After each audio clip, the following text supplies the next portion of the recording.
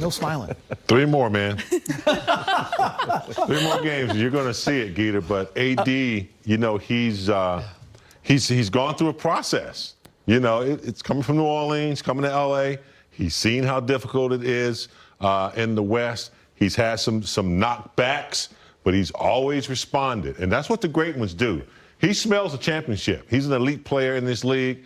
He's young, and I just love, like you said, I love his aggression. He's starting to express that, you know, not only in his game, but verbally. And that's sending a message. Yeah. You know, if you thought he was a little light or, you know, maybe a little standoffish, Miami saw tonight what they're going to have to contend with. And sometimes that can, you know, they can feel like, damn, I didn't know he was going to be like this.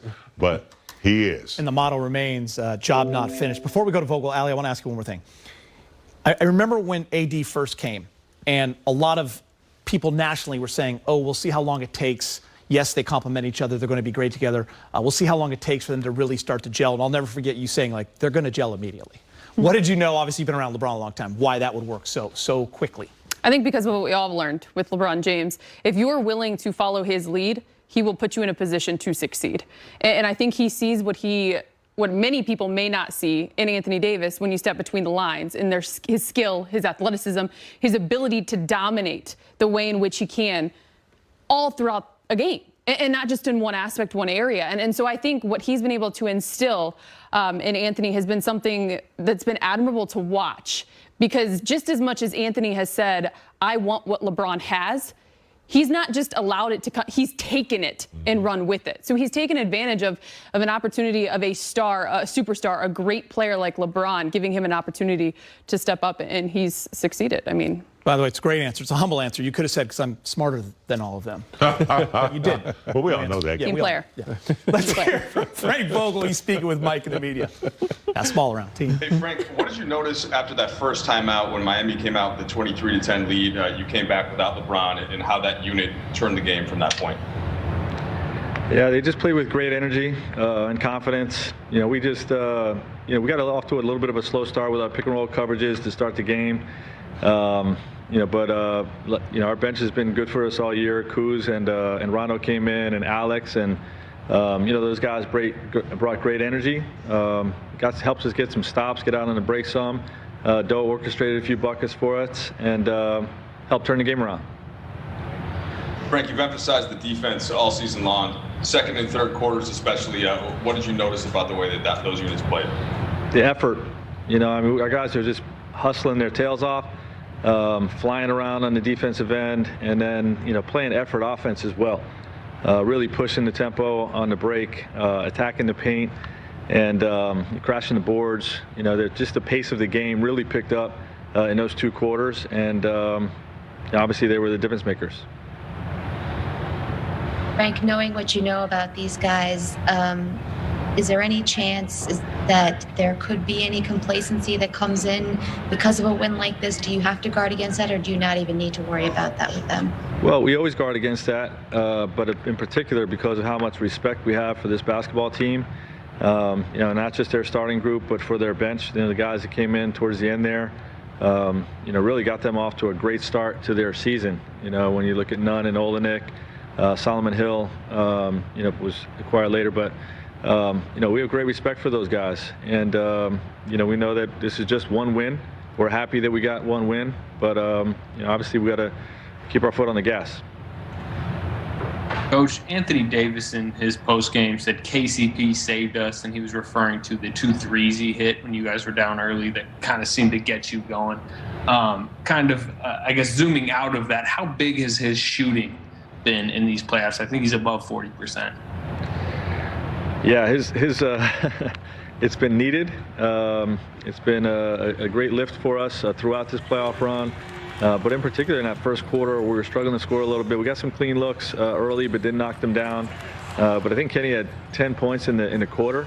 And when you're struggling to score, for a guy to step up and make some plays like that on the offensive end, just gave us a big lift. And with the guys that came in and subbed in, helped turn that quarter around. But Kenny's value is on the defensive end. The tone he sets with how hard he plays defensively really is infectious to our group. and I think that carried out probably most in particular to start the third quarter, but throughout the game as well. Allison? All right, we'll start with Dave McDonovan. Frank, what's the key to sustaining a run? All teams go on runs, but to be able to extend it out, I think it was 75-30, the run you guys went on. Is it keeping the guys' energy up in timeouts? What allows you to make it be that long? Our guys are just motivated, during that stretch, and obviously we didn't sustain it, into the but it's tough to do, especially in the playoffs against good teams. And I think the key is keeping fresh bodies in, understanding the threats that are coming at us, and that every time you go on a run like that, the other team's coach is going to change the game. So the next 10-point run has got to be different than the first 10-point run. They're going to put different guys in there. They're going to change coverages. They're going to change defensive scheme, run different action. And you have to win each segment of the game a different way. And that holds true for the series as well. We're going to have to win game 2 differently than we did game 1. So that's probably the biggest key. All righty, Kyle Goon. A lot of guys we're talking about, and especially in the first half when you were kind of getting shooting from all over the roster. It's their first time playing in this setting. Well, not this setting, but at the finals. I know you were talking about guys sort of being champions before they're champions, but is there a part of you as a coach that's just sort of waiting to see, like, when they get in that situation, how they're going to react, and what you make of how those guys reacted?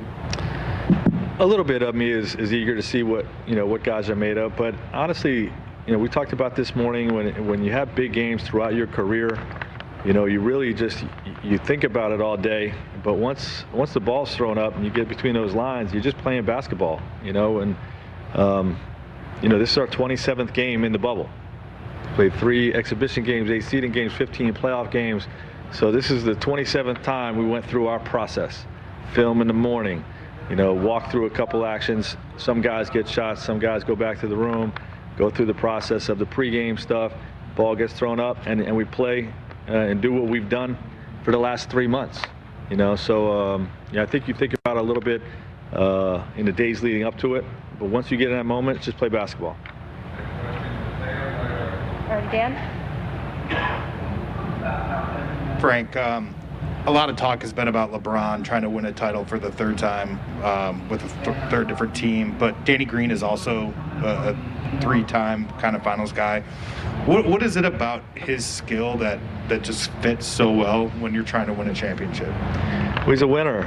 He makes winning plays on a regular basis, provides defensive toughness, rebounding, all those types of things, has great IQ and understanding.